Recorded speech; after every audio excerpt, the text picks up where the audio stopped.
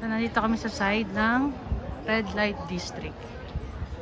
So, itong side na to, papuntang Red Light District. Na-enjoy na namin yan before, nung araw, nung wala pa si Alec. So, kita nyo, dito, you can see all of that. Bawal daw mag-camera. Yung sa mga bintanang ganyan, makikita mo, may mga babae dyan. Which is dito, in Netherlands, it's legal. Legal siya dito.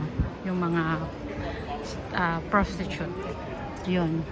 Bawal mag-picture sa mga bintana na yan. Masyado pang maaga, wala pa sila. Makakapili ka doon ng mga babae kung ano yung gusto mo. Meron din silang she-male, so it means it's parang transgender, ganun. Tapos yan, no, merong mga ganyan, yung shop, red light shop. So dito legal din yan. So you can buy anything. Ano yung hanap mo. And yeah, this one, look. It's nice. And then, ayun na nga. And dito, marami ding tulad ng erotic museum. And yung mga toy. Bumili ng toy. Hindi ako na ano sa mga ganyan eh. Tawag dito. Natokso sa mga ganyang laruan. Anyway, then dito sa Amsterdam, mas maraming coffee shop dito. So, yung coffee shop dito, hindi yung magkakape ka. So, you can enter inside. Pwede kang order ng beer or drinks. And then, pwede kang bumili ng weed. Kasi dito sa Netherlands is legal din ang weed or cannabis or chonke, marijuana, yon. Legal dito yon. Not like in you know, sa Pilipinas hindi or other country. Dito legal siya. And dito makikita mo lahat yung mga shop. Meron din doon sex show. Kung gusto mong manood ng live sex, pwede ka doon magpunta. May mga ganyan dito sa Amsterdam. Red light bar. Diba? Ang dami. And what else? Yeah, you will find and so many nightlife here. Dami. The last time, me and Albert, we did nightlife here 2014. Ayun, mga clothes. 2014 yeah, the first place I've been here. Eh, wala pa si Alec noon. Obviously, ngayon hindi na. Iba na ang aming life. Meron din Sex Palace. You can see that. Yan yung Sex Palace. Meron din silang ganyan. What else?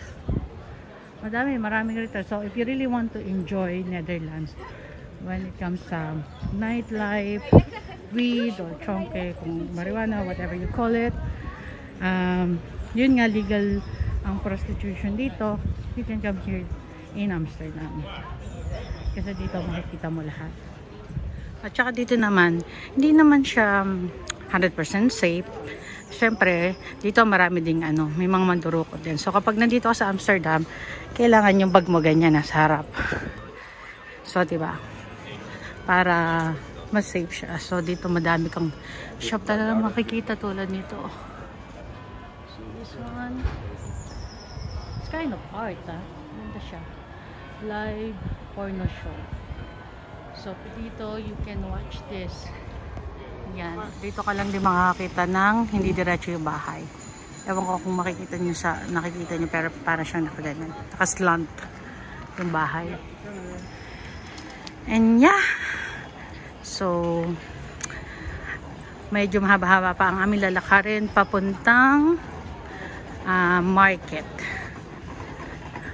Dito you have the souvenir you can buy.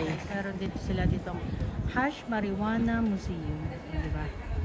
What did you say, Albert? It's nice to walk where? It's nice to walk in Amsterdam.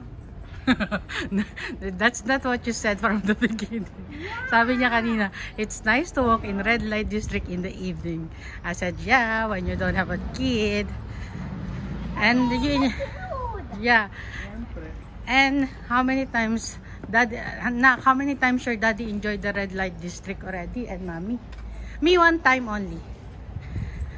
What's that? Wala. So kasi dito, yun nga, yung kanina dianan namin.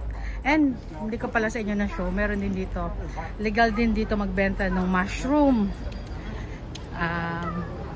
Malakas daw yun, ewan ko, I don't know, never tried that one and I don't want to try it. It's kind of ano ba tawag doon? Parang black mushroom yata yung tawag nila. Legal din dito, may mabibili ka if you want.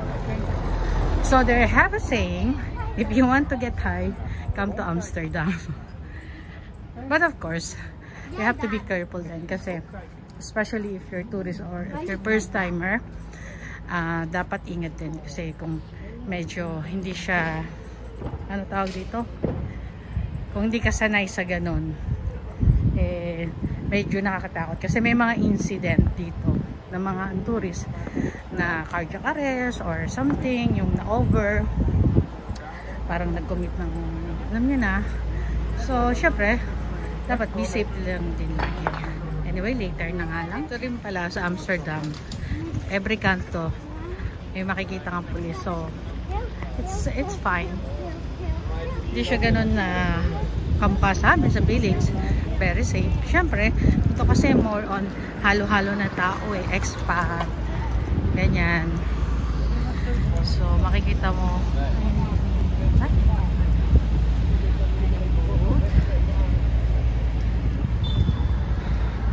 And, 20 minutes na lang. Ayan, medyo mainit na. Matirik na yung araw. Fairness pabata ng mga pulis. Mga pogi. Like, papogi yung mga pulis na. Ooh. Ayan, almost 1 hour na kami naglalakad. So, eto yung Heineken Brewery. Diyan ginagawa yung Heineken. So, malapit na kami. Konti na lang. Maaraw. Alam niyo araw dito? Yung ang sakit sa mata. Malamig siya pero masakit sa balat. Finally, nakadating na rin kami. Mga gulay. Bibili akong sili for sure. Let's see anong makikita natin dito. Pero hindi kami makamit din madami kasi ang layo ng lalakarin namin. Hindi naman kami pwede magbitbit ng mabibigat. So, ito yung sinasabi nilang longest market. So, should we turn right or left? So, right dito. And then left, I think mga food. Something.